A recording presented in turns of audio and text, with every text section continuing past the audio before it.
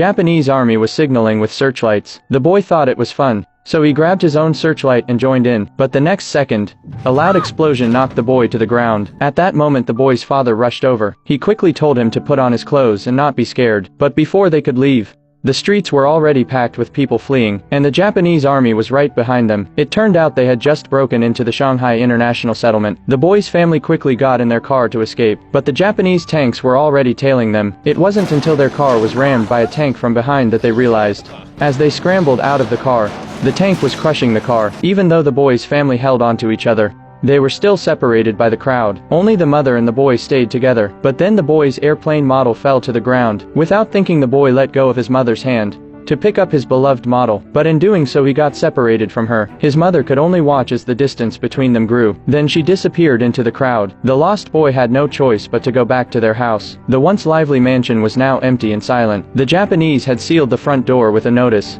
The boy could only enter through the back door. The kitchen only had unfinished food left. The rooms had been completely looted. At that moment 2 servants were moving things out, and the boy ran into them. Though he was furious, his rational side told him that he was no longer their little master. He could only watch as they took everything from his family. When he got hungry, he ate whatever food was left behind. Every night he waited, hoping his family would come back for him. But a week later, there was no more water, no more food. To avoid starving to death, he had no choice but to ride his bike out to find food. Suddenly he saw a car with his neighbors inside, and they were waving at him. The boy immediately rode after the car. Just as he was about to catch up, the car suddenly sped up. The boy could only watch as it kept driving further away.